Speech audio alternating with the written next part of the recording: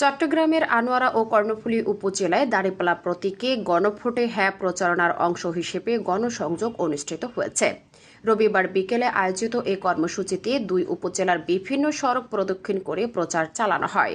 গণসংযোগে অংশ নেন চট্টগ্রাম বিভাগীয় বেসরকারি কারা পরিদর্শক ও গণভোটে হ্যাঁ এর প্রধান অ্যাম্বাসেডর এবং জাতীয় নাগরিক পার্টির কেন্দ্রীয় অন্যতম সদস্য জুবাইরুল আলম মানিক। এ সময় তিনি উপস্থিত নেতাকর্মীদের সঙ্গে নিয়ে সাধারণ ভোটারদের কাছে দাঁড়িপাল্লা মার্কায় ভোট দেওয়ার আহ্বান জানান।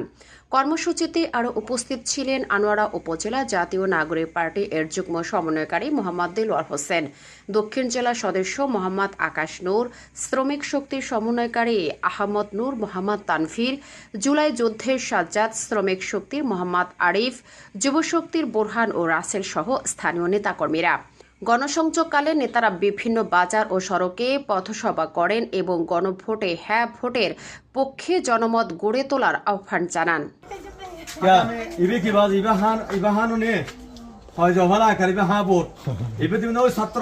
নতুন সংবিধান ছাত্র জনতা